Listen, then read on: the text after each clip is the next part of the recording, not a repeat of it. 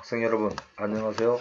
이번 시간에는 세 번째 단원으로 순환에 대해서 알아보도록 하겠습니다. 이번 시간에 학습할 내용은 우리 혈액의 특징을 말할 수 있다이고, 혈액이 어떤 구조와 기능을 하는지에 대해서 알아보도록 하겠습니다. 먼저 우리의 혈액의 구성을 보게 되면, 혈액은 우리 체중의 약 3분의 1을 차지하고 있으며 양으로는 약 5리터를 차지하고 있고, 이 중에서 3분의 1 정도를 잃으면 우리는 사망을 하게 되겠습니다. 이런 혈액은 약 45%의 고형 성분의 혈구와 55%의 액체 성분인 혈장으로 이루어져 있습니다. 혈구에는 적혈구, 백혈구, 혈소판을 둘 수가 있는데, 적혈구의 역할은 산소를 운반하는 역할을 하고 있고, 혈소판은 상처가 났을 때에 피를 굳게 하는 혈액 응고작용을 하고 있고, 백혈구는 식균 작용을 하는 그런 중요한 역할을 한다고 볼 수가 있겠습니다. 액체 성분의 혈장은 혈액의 약 55%로 대부분이 물로 이루어져 있습니다. 이 혈액에는 영양소가 분해돼서 나온 포도당, 단백질, 지방, 아미노산, 무기염 이런 것들을 포함하고 있으며, 이 혈장에는 양분과 호르몬, 항체 및 노폐물을 운반하고 있고, 피브리노겐을 제외한 성분을 또한 성분을 우리는 혈청이라고도 얘기를 합니다. 혈장 단백질에는 대표적으로 알부민 같은 것을 들 수 있는데, 알부민은 무기염료와 함께 혈액의 삼투압을 조절하는 작용을 하고 있습니다. 혈액의 작용에는 크게 운반작용과 보호작용을 둘 수가 있는데, 운반작용은 우리의 몸에 필요한 물질과 불필요한 물질을 갖다가 운반해주는 것으로서 산소와 이산화탄소, 영양소와 노폐물을 운반해주고 있고, 보호작용으로는 혈액 응고와 식균작용, 항체를 형성하는 이런 중요한 작용을 하는 것으로 알 수 있겠습니다. 그럼 혈구의 특징을 우리가 살펴보도록 하겠습니다. 혈구의 특징은 적혈구, 백혈구, 혈소판의 형태와 핵의 유무, 지름, 그 다음 단위, 부피당 몇 개 정도 있는지 개수, 이런 것들에 대해서 우리가 살펴보도록 할 텐데, 적혈구의 모양은 가운데가 오목한 원반형을 이루고 있고, 백혈구는 아메바형으로 이루고 있고, 혈소판은 일정한 모양을 갖추고 있지 않습니다. 이러한 혈구들은 주로 생성되는 장소는 골수에서 생성이 되고 있으며, 파괴되는 장소는 일반적으로 지라에서 보통 다 파괴가 되고 있습니다. 또한 이런 혈구들은 고유한 수명을 갖고 있는데, 적혈구는 약 120일, 백혈구는 약 일주일, 혈소판은 약 2, 3일 정도 되겠습니다. 여기서 여러분들이 가장 중요시 기억해야 될 내용들은 각 혈구들의 기능인데, 적혈구는 산소를 운반하고 있고, 백혈구는 식균작용과 외부의 세균으로부터 우리의 몸을 지키는 항체를 형성하는 데 관계가 있고, 혈소판은 혈액 응고에 관계를 하고 있습니다.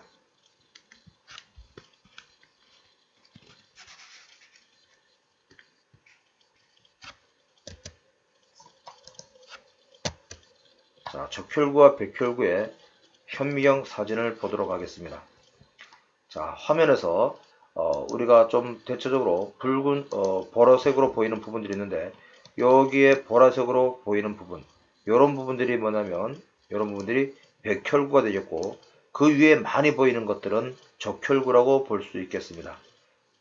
자, 이걸 다시 한번 확대를 시켜보고 같으면은 백혈구의 모습은 보라색으로 지금 보이는 모습들인데, 이 백혈구는 김사액이라고 하는 것으로서 염색을 해서 보는데, 모양의 핵의 종류가 다른 것으로 구분할 수 있고, 적혈구는 핵이 없기 때문에 복판에 좀 움푹이 들어간 그런 모양이라고 해서 지금 화면상으로는 조금 희끄무하게 보이는 부분이 좀 오목하게 들어간 부분이라고 보면 되겠습니다.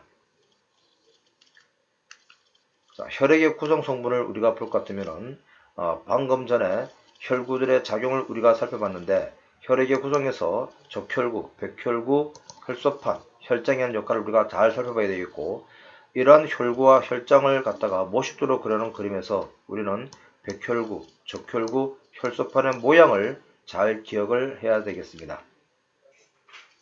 자, 지금 여기에 혈구를 갖다가 확대시켜 놨는데 각각 이름이 뭘까요?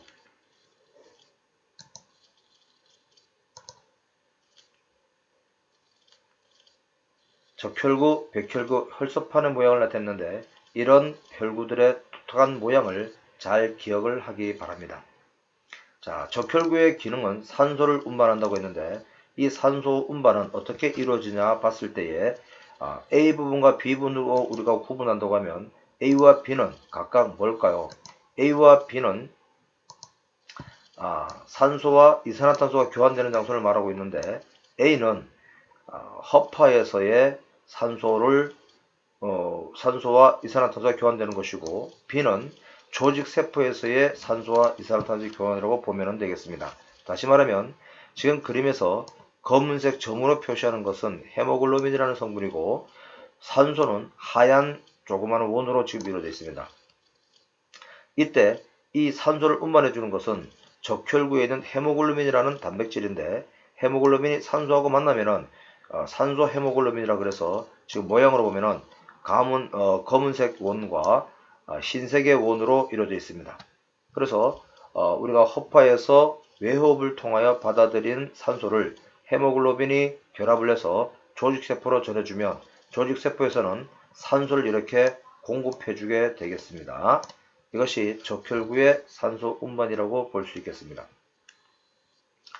자, 그림을 다시 한번 보게 되면은 적혈구에 있는 헤모글로빈은 산소와 결합해서 혈액순환을 따라서 조직세포에 공급이 되겠고 조직에서는 헤모글로빈이 갖고 온 산소를 세포에 떨어뜨려서 각 세포에 내호흡을 할 수 있도록 산소를 공급해주는 그런 역할을 하게 되겠습니다.